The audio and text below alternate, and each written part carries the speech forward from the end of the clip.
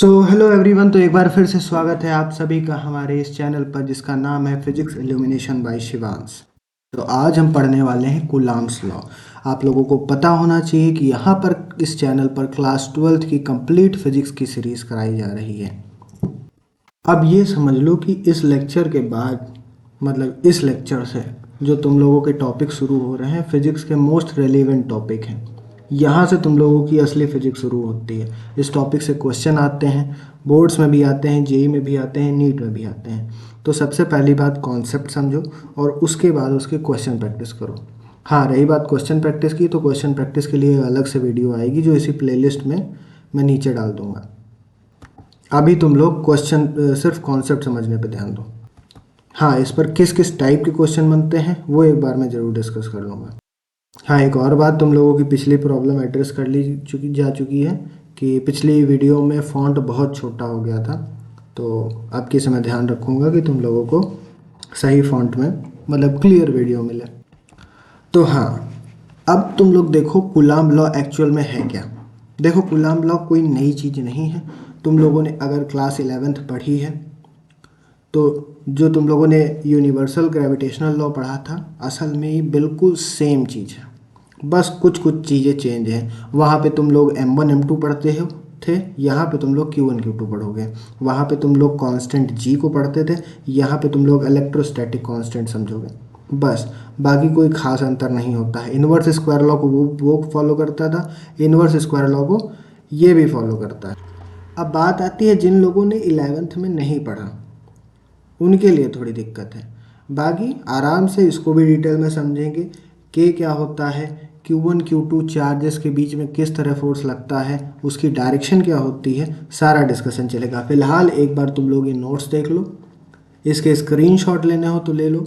ये क्या बोल रहा है, electric force between 2 point charges is directly, हाँ पॉइंट चार्जेस की बात है, ये बात ध्यान रखना, ये डायरेक्टली प्रोपोर्शनल होता है प्रोडक्ट ऑफ देयर मैग्नीट्यूड, मतलब चार्जेस के मैग्नीट्यूड के प्रोडक्ट के मतलब डायरेक्टली प्रोपोर्शनल, और इन्वर्सली प्रोपोर्शनल है to the square of the distance between them, उनके बीच की डिस्टेंस के स्क्वायर के इन्वर्सली प्रोपोर्शनल है। अच्छा, एक लाइन इंपॉर्टेंट लिखी है, the force acts along the line joining the two charges. इस लाइन को हम आगे आराम से समझेंगे। अब एक यहाँ पे तुम लोगों का एक्सप्रेशन लिखा हुआ है, जैसा सेम एक्सप्रेशन तुमने उसमें ग्रेविटेशनल चैप्टर में पढ़ा होगा, F इज इक्वल्स टू के Q1 Q2 upon R square. वहाँ तुमने पढ़ा होगा F is equals to G M1 M2 upon R square. अब यहाँ पे K क्या है, K की वैल्यू भी होती है जो 9 इंटू 10⁻9 है, जो यहाँ पे दी गई है, और इसकी ये मीडियम पे डिपेंड करता है। इसको इलेक्ट्रोस्टैटिक कांस्टेंट कहते हैं जिसकी वैल्यू होती है 1/4πε0। अब ये सब क्या होता है इसको अभी हम लोग खाली पेज पे एक बार जाके देखते हैं, उसके बाद आराम से समझेंगे। डायरेक्शन ऑफ फोर्स कैसे डिसाइड होती है वो सब डिस्कस करते हैं। तो पहले हम ले लेते हैं एक नया पेज, है ना, उसी पे डिस्कस करते हैं पूरा। अब इस पे आने से पहले एक बात बताओ कि चार्जेस कितने टाइप के पढ़े हैं तुमने। तो चार्जेस तुमने पढ़े होंगे, एक तो पॉजिटिव चार्ज, एक नेगेटिव चार्ज, यानी कि चार्जेस तुम्हारे हो गए, एक तुमने पढ़ा पॉजिटिव चार्ज, एक पढ़ा नेगेटिव चार्ज, है ना। तो अब जो तुम्हारे पॉजिटिव पॉजिटिव चार्ज होते हैं वो आपस में रिपल होते हैं, है ना। पॉजिटिव नेगेटिव चार्ज होगा तो वो अट्रैक्ट करेगा, और अगर नेगेटिव नेगेटिव चार्ज होगा तो रिपल करेगा। ये बस हम लोगों को डायरेक्शन देने में हेल्प करते हैं। स्क्रीन नहीं दिख रही ना, हाँ अब दिखेगा। तो कहना क्या है, ये पॉजिटिव पॉजिटिव चार्ज है वो आपस में क्या करेगा, रिपल करेगा। पॉजिटिव नेगेटिव होगा तो वो क्या करेगा, अट्रैक्ट करेगा, और वहीं पे नेगेटिव नेगेटिव होगा तो वो क्या करेगा, रिपल करेगा। यानी कि लाइक चार्जेस एक दूसरे को रिपल करते हैं और अनलाइक चार्जेस एक दूसरे को अट्रैक्ट करते हैं। इससे होगा क्या, इससे हम लोगों को बस डायरेक्शन देखने में हेल्प मिलेगी। अच्छा, अब कूलाम ने किया क्या कि जब कूलाम ने देखा, कूलाम ने दो चार्जेस लिए जिनका नाम क्या रखा, Q1 और Q2। ये दो चार्जेस लिए जिनके बीच की डिस्टेंस रखी r, ठीक है। ये r डिस्टेंस है इनके बीच में। तो अब कूलाम क्या करते हैं कि एक डिवाइस आती है टॉर्शन बैलेंस। इसका कोई ख़ास यूज़ नहीं है तुम्हारे बोर्ड्स में, लेकिन हाँ तुमको जानकारी के लिए बता रहा हूँ मैं। एक टॉर्शन बैलेंस नाम की डिवाइस आती है, एक चार्ज स्फीयर टाइप में होता है जो सस्पेंड किया जाता है, जो हम लोगों को ये पता करने में हेल्प करता है कि कितना फोर्स लग रहा है। तो उन्होंने इन दोनों चार्जेस के बीच में इस टॉर्शन बैलेंस नाम की डिवाइस को सस्पेंड किया। अब क्या होता है कि वो चार्ज स्फीयर रोटेट करना स्टार्ट करता है, जिससे पता चलता है कि फोर्स का मैग्नीट्यूड कितना है। तो जब वो रोटेट हुआ तो एंगल ऑफ ट्विस्ट से कुछ ना कुछ फोर्स का मैग्नीट्यूड निकला, जिसकी वजह से कूलाम ये तो श्योर हो गए कि ये दोनों चार्जेस एक दूसरे के ऊपर फोर्स लगा रहे हैं, और ये फोर्स इक्वल एंड अपोजिट होगा। यानी कि Q2 Q1 पे जो फोर्स लगाएगा वो इस डायरेक्शन में, अगर हम मान लेते हैं कि Q1 और Q2 दोनों पॉजिटिव हैं, तो वो एक दूसरे को रिपल कर रहे होंगे। Force on charge Q1 due to Q2, तो ये हो जाएगा F12, और Q2 पे जो फोर्स लगेगा वो हो जाएगा force on charge Q2 due to Q1।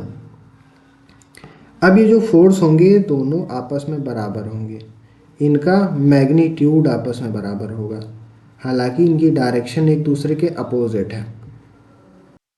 तो कूलाम ने जो पहली ऑब्जर्वेशन की, उन्होंने ये देखा कि ये जो फोर्स आ रहा है, जो एक्सपेरिमेंटल फोर्स वो कैलकुलेट कर रहे हैं, वो डायरेक्टली प्रोपोर्शनल है magnitude of product of charges के। यानी कि चार्जेस जितने बड़े होंगे उतना ज़्यादा फोर्स होगा। इमेजिन करो, लग भी रहा है ना, चार्जेस अगर ज़्यादा बड़े हुए तो फोर्स ज़्यादा लगेगा। तो पहली ऑब्जर्वेशन कूलाम की ये थी, ठीक है। दूसरी ऑब्जर्वेशन जो कूलाम ने की कि अगर हम इन चार्जेस के बीच की डिस्टेंस बढ़ा देते हैं तो फोर्स पे क्या असर पड़ेगा। तो कूलाम ने देखा फोर्स काफ़ी कम हो जा रही थी। अब कैसे कम हो रही थी ये हम आगे देखेंगे। तो फोर्स थी inversely proportional to R square, या फिर डायरेक्टली प्रोपोर्शनल टू 1/r²। जो तीसरा कंक्लूजन कूलाम ने दिया वो काफ़ी इम्पॉर्टेंट था, जिससे हमको पता चलता था कि फोर्स की डायरेक्शन क्या होगी। तो तीसरा कंक्लूजन जो था उसमें उन्होंने बोला F x along the line joining centre of two charges, जो अभी हम लोगों ने पढ़ा था थोड़ी देर पहले। तो जो फोर्स लग रहा है वो जो ये दो चार्जेस हैं, इनकी जो सेंटर लाइन है, हाँ इस डायग्राम में देखते हैं, तो इनकी सेंटर से ज्वाइन होने वाली ये लाइन है, इसके अलोंग ही फोर्स लगेगा।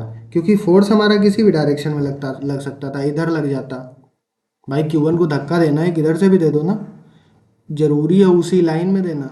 लेकिन हाँ, ये ऑब्जर्वेशन, एक्सपेरिमेंटल ऑब्जर्वेशन से हमको पता चला कि जो सेंटर लाइन ज्वाइनिंग है उसी के अलोंग जो है हमारा फोर्स लग रहा है, यानी कि F12 F21 उसी के अलोंग लगेगा। तो अब बताओ डायरेक्शन ऑफ फोर्स तुम लोगों को अच्छे से समझ में आई कि नहीं। कि अगर पहली बात तुम लोगों की, अगर चार्ज पॉजिटिव है तो वो एक दूसरे को रिपल करेंगे। किस डायरेक्शन में रिपल कर रहे हैं, वो उसी डायरेक्शन में कर रहे हैं along line joining centre of two charges, उसी के अलोंग लग रहे हैं। अगर वो दोनों अपोजिट नेचर के हैं, यानी कि पॉजिटिव नेगेटिव है, तो एक दूसरे को अट्रैक्ट करेंगे, यानी कि फोर्स इस डायरेक्शन में लगेगा, लेकिन लगेगा उसी सेंटर ज्वाइनिंग लाइन के अलोंग ही, ठीक है। अब कूलाम ने जो फाइनल एक्सप्रेशन दिया, फाइनल तो नहीं कहेंगे, कूलाम ने बोला कि F is directly proportional to Q1 Q2 upon r²। अच्छा, फिजिक्स में जब हम प्रोपोर्शनैलिटी साइन हटाते हैं तो एक कांस्टेंट लगाते हैं। तो फर्दर हमने इसको जब सॉल्व किया तो ये आया F is equals to K times Q1 Q2 upon r²। अब K क्या है?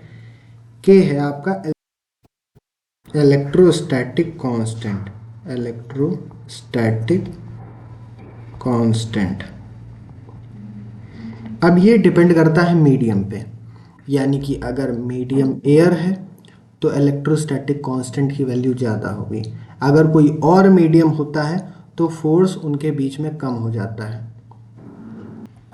कैसे कम होगा? क्योंकि के की वैल्यू कम हो जाएगी तो फोर्स जो है वो कम हो जाएगा। अब न्यूमेरिकल वगैरह सॉल्व करने हैं तो तुम लोग के की वैल्यू सीधे सीधे उठा के 9 इंटू 10⁹ रख दोगे। अब इसकी यूनिट क्या होती है, यूनिट भी निकाल लेते हैं। तो यहाँ पे हमारा फार्मूला क्या है, F इज इक्वल्स टू के Q1 Q2 upon R square. तो के की यहाँ से यूनिट निकालेंगे तो के बराबर क्या हो जाएगा, F R square upon Q1 Q2। तो फोर्स की यूनिट न्यूटन, आर की यूनिट मीटर स्क्वायर और Q1 Q2 कूलाम स्क्वायर। तो के की यूनिट क्या आ गई, यूनिट ऑफ के न्यूटन मीटर स्क्वायर पर कूलाम स्क्वायर। अब के बराबर हम लोग लिखते हैं 1/4πε0। यहीं से हम लोग के की वैल्यू निकालते हैं, क्योंकि एप्सिलॉन नॉट की हम लोग वैल्यू रखते हैं 8.854 इंटू 10⁻⁻12। अब ये क्या है, ये परमिटिविटी ऑफ फ्री स्पेस है, परमिटिविटी ऑफ फ्री स्पेस, यानी कि ये वो क्वांटिटी है जो फोर्स को परमिशन देती है, कितनी परमिशन मिल रही है उस मीडियम में, उसको रिप्रेजेंट करती है ये। अब अगर किसी डिफरेंट मीडियम में बात करेंगे तो यहाँ पर हो जाता है 1/4πε0। एप्सिलॉन एम की वैल्यू मीडियम के हिसाब से बदला करती है, इसीलिए हम लोग कहते हैं कि के की वैल्यू चेंज हो जाती है डिफरेंट मीडियम्स में। तो अगर मैं अभी बेसिक लेवल पे बात करूं कि मान लो यहाँ पे 4 कूलाम का चार्ज है और यहाँ पे 3 कूलाम का चार्ज है और ये दोनों एक दूसरे से 3 मीटर की डिस्टेंस अपार्ट हैं। तो अगर नॉर्मल फोर्स निकालना हो तो आप सीधे सीधे लगा सकते हैं F इज इक्वल्स टू के Q1 Q2 upon R square, यानी कि के की वैल्यू 9 इंटू 10⁹, Q1 की वैल्यू है 4 कूलाम, Q2 की वैल्यू है 3 कूलाम और यहाँ पे 3 का स्क्वायर यानी कि 9। तो बहुत इजी कैलकुलेशन है, आराम से सॉल्व हो जाएगा। लेकिन आपको भी पता है कि इतने नॉर्मल क्वेश्चन नहीं आते हैं एग्ज़ाम में। तो कुछ इंपॉर्टेंट क्वेश्चन के टाइप डिस्कस करने से पहले सबसे पहले ये देख लेते हैं कि फोर्स और डिस्टेंस के बीच में ग्राफ कैसा बनता है। तो आपको पता है जैसे जैसे डिस्टेंस बढ़ती जाएगी फोर्स हमारा कम होता जाएगा, और जैसे जैसे डिस्टेंस हमारी कम होगी फोर्स हमारा बढ़ता चला जाएगा।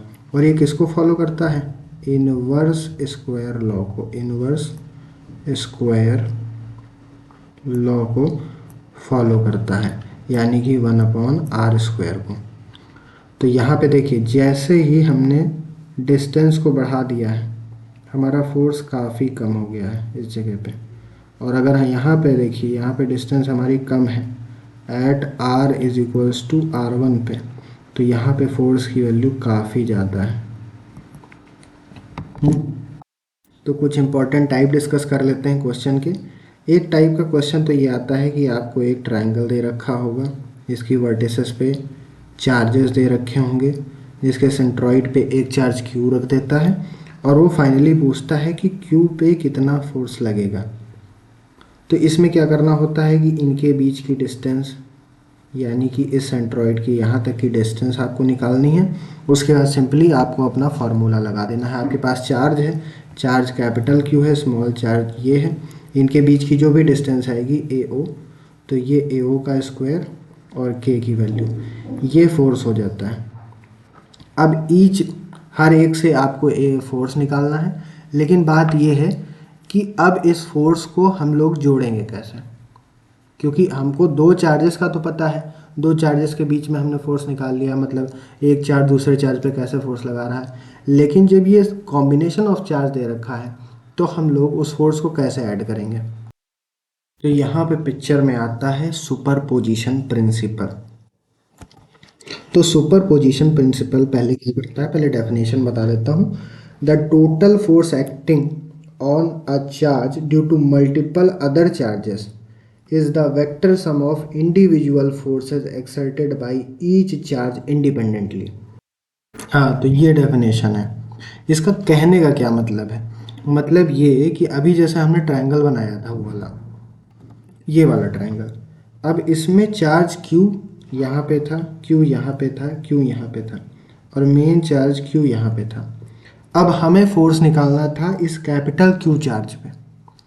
तो इस पे फोर्स निकालने के लिए हम क्या करेंगे कि इन दोनों का इंटरेक्शन देखेंगे, जिसकी वजह से फोर्स की डायरेक्शन मान लेते हैं इधर को आती है। इन दोनों का इंटरेक्शन देखेंगे, जिसकी वजह से फोर्स की वैल्यू इधर आती है। फिर इन दोनों का इंटरेक्शन देखेंगे, जिसकी वजह से फोर्स की वैल्यू इधर आती है। अब आपके पास तीन डायरेक्शन है फोर्स की, यानी कि अगर हम इसको मान लें F1, F2 और F3, ये तीन डायरेक्शन फोर्स की हैं, और ये वेक्टर सम से सॉल्व हो जाएगा, जो आप लोगों ने क्लास 11th में उम्मीद है पढ़ा होगा। अगर नहीं पढ़ा है तो ऐसे क्वेश्चन मैं लास्ट में करवाऊँगा, वो कैसे होते हैं, तो उस क्लास को अटेंड कर लेना।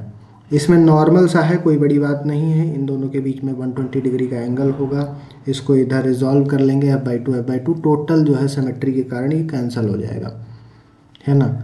तो कहने का मतलब ये है कि सुपरपोजिशन प्रिंसिपल बताता है कि जितने भी चार्जेस हैं उनको इंडिपेंडेंटली उनको कैलकुलेट कर लो, और उसके बाद उनका वेक्टर सम निकाल दो।